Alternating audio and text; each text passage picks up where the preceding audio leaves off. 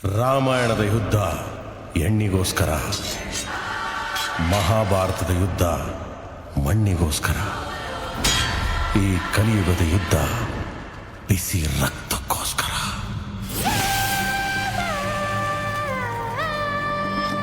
Control calling. Control calling.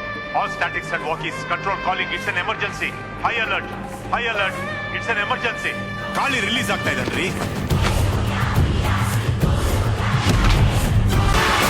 ಫೀಲ್ಡ್ಗಿಳಿದ್ಮೇಲೆ ಯುದ್ಧ ಮಾಡಲೇಬೇಕು.